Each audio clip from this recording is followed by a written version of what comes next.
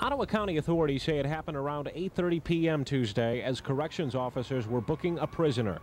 Officer Kathy Shaw was placing the inmate into the B3 cell block when she was brutally attacked. When she opened the cell to let that person in, she was overpowered by an inmate in the cell. Her keys were taken from her. A second cell was opened and a second person left from the other cell. Those two inmates proceeded to the north side of the jail, exiting the facility on foot.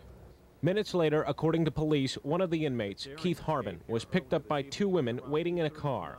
That vehicle made it only a few short blocks before it was stopped by Grand Haven police officer Scott Flayhive. What happened next is unclear. Police only confirming Officer Flayhive was shot and killed minutes after making that stop. He's a young man, 28 years old.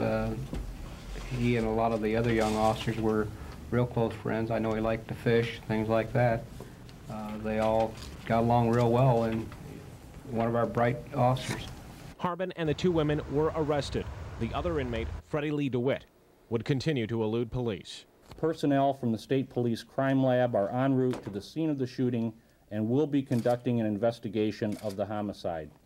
Officer Flayhive's slaying is believed to be the first in Grand Haven Police Department history. In Grand Haven, Brian Sterling, News 8.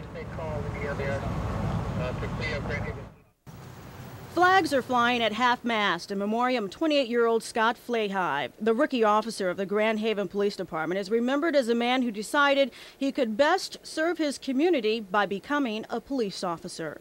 He was a super guy. He loved his job an awful lot, very willing, helpful, and he enjoyed life. It's difficult. We're having trouble just doing simple things, concentrating. Our thoughts are on Scott and his family, and we're very upset. Outside of the Fire and Police Department hangs a purple and black banner in Scott's memory. He's believed to be the first Grand Haven police officer killed in the line of duty. Scott graduated in 1985 from Grand Haven High School. He was a 3-year letterman in baseball. He then graduated from Grand Valley State University and then went on to the police academy. In the academy, we emphasize duty, honor, and courage. And for us, those are not merely words. That's a code by which we try to live. Scott embodied that code. He stands in the finest traditions of it.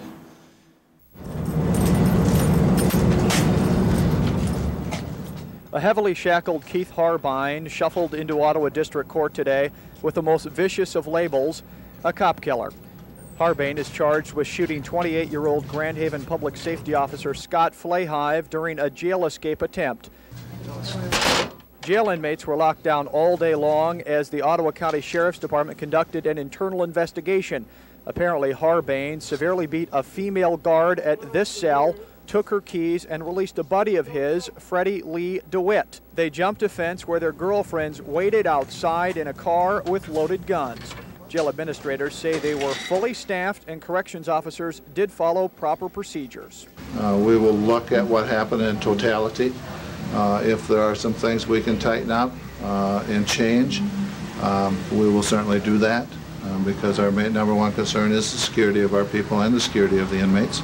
The getaway car actually left DeWitt behind. He was captured 12 hours later and adamantly denies that he is a murderer. Just escape, I didn't kill no police. Harbin and the girls were driving with their lights off when Scott Flayhive spotted them. With 5 cars as backup, he approached and was shot once. Fellow officers today are grieving over the loss of such a young officer. You do all the training, you try to do everything that you can, but when you put on a badge and a gun, you take the chance of getting, killed. The beautiful American flag that welcomes you into downtown Grand Haven now hangs in the shadows at half-staff. Like the flowers placed outside the county jail, it marks the tragic death of a 28-year-old hometown son. I didn't know the man personally, but I just feel Grand Haven has lost its innocence. For the people who live in this comfortable city along the lake, what happened to the police was shocking, and few could believe it. Scott Flayhive was killed in the presence of nearly half a dozen officers, a bold move even for criminals on the run. Bob Archer raises his family here and says what happened hits close to home. We realize that, like I said, it's not the safe little community, that nothing is ever going to happen to you. That we're as vulnerable as anyone. County prosecutors aren't taking this lightly. They want the people responsible to pay dearly for violently disturbing the peace of this community. For the 3 suspects, that means that even if they're convicted of only half the charges they face, they could still spend the rest of their lives behind bars.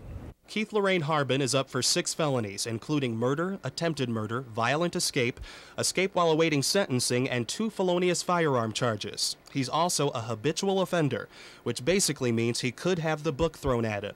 The murder charge alone could get him a life sentence. The accomplices, Yolanda Lee Salazar in the red hair and Anne Marie Torres, also have their own list of charges, mostly aiding and abetting. And they too, if just convicted for aiding and abetting murder, could serve a life sentence.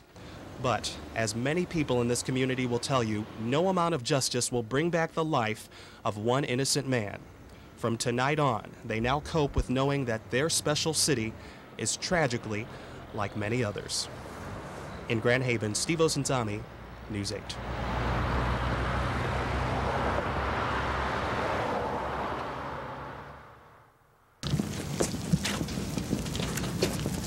They came from all over the country to pay their last respects to a fallen comrade.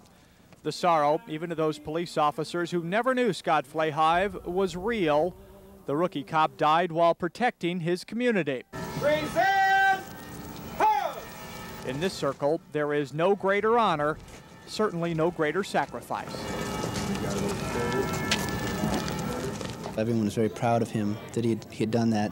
So that's why it's such a loss to the community, because he was really doing something that he loved, and I could say he was, a person that was totally dedicated to what he was doing.